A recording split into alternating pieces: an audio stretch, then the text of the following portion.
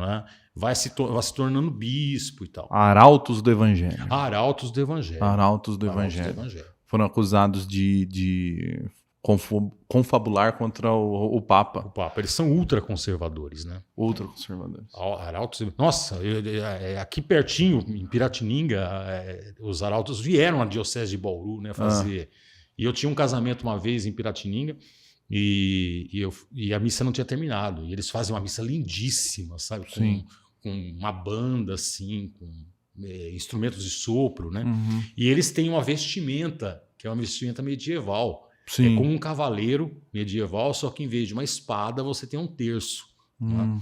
E tava aquele calor, mas aquele calor, né? E eu chego lá com jeans, camiseta e sandália, né? Uhum. E aí me coloco ao lado do arauto do Evangelho, assim, o cara de coturno. Nossa. De coturno, meu. Aí eu olhei pra ele, né? Falei assim, escuta, deve estar um calor danado pra você, né? Ele olhou assim pra mim. Mas eles são ultraconservadores, né? E é uma seita dentro da igreja. Né? É como o Opus Dei. É como o Opus Dei.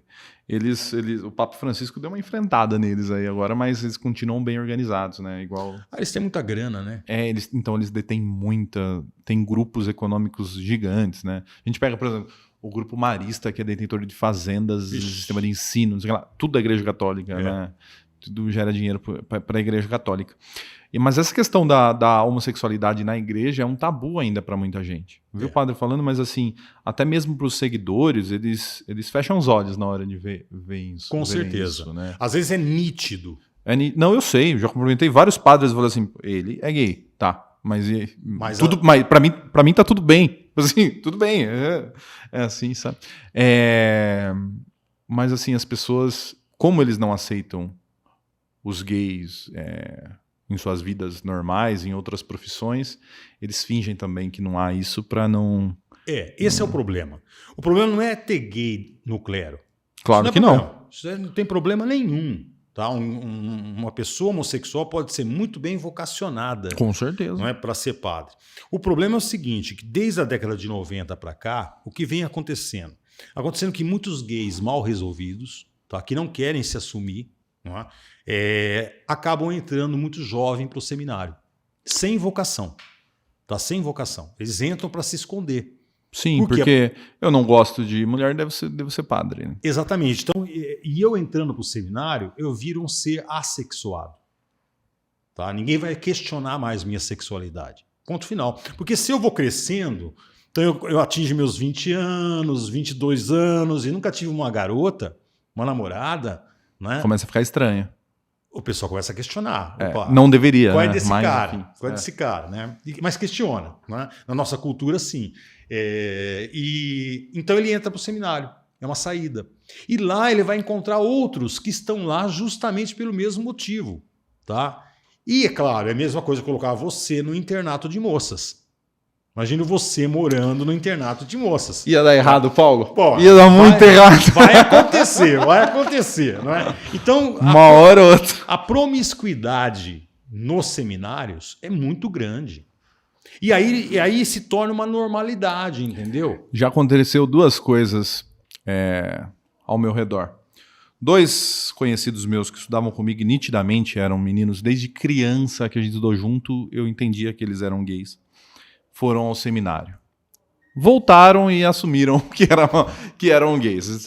E o contrário, um conhecido meu que não se entendia gay, foi pro seminário, acreditando que queria ser padre, e voltou denunciando isso, falando assim, não, lá é só isso daí, eu tive que vir embora. Entendeu? Falando isso. Mas eu acho que a religião, principalmente a Igreja Católica, está longe de discutir isso da maneira que tem que ser discutido. Longe. Sabe por quê? No Armário do Vaticano esclarece muito bem isso. Porque eles entram por esse motivo. Então, eles têm que ter um discurso homofóbico. Sim. Tá? E tem que ser um discurso pró-celibato. O celibato não pode cair. Sim.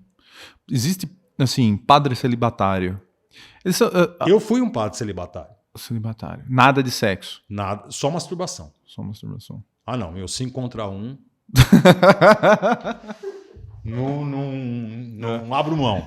E os freis, monges... Não, monges não é da Igreja Católica, né? Mas não, existe monge católico. Tem monges eu tô falando que, lógico que tem monge, que inclusive criaram a cerveja, muito obrigado.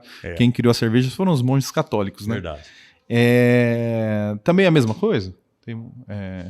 Não dá para você generalizar, mas na sua grande maioria, sim. E há esses gays praticantes, que eu acho que é a grande maioria, que vivem tranquilamente nos bastidores, tem os seus casos, tem casais que praticamente vivem juntos, ou então revezam na casa paroquial, uma vez na dele, outra vez na outra. Existem gays mal resolvidos com a sua sexualidade, não é? Sim. E existem pessoas que são bem resolvidas no celibato, sejam elas heterossexuais ou homossexuais.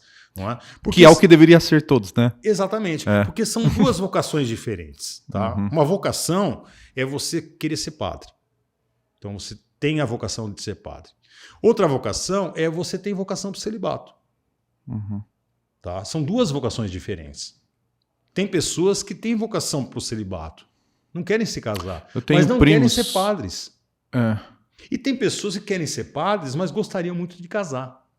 Entendeu? Então são vocações diferentes. Então você encontra padres, sim, que têm dificuldade com isso, né? Entendi.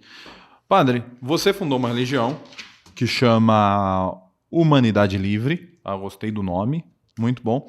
Você realiza uniões homoafetivas. Isso. Como é isso? Assim, de onde surgiu a ideia? Por quê? Bom, a Humanidade Livre ela foi surgindo naturalmente, tá?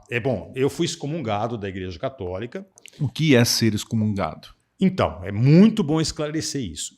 A excomunhão não é a retirada do padre. Entendi. Tá? Muitas pessoas pensam que eu sou um ex-padre. Não, você continua com o título. Eu continuo com o título, não reza as missas. Só que eu sou um padre condenado ao inferno.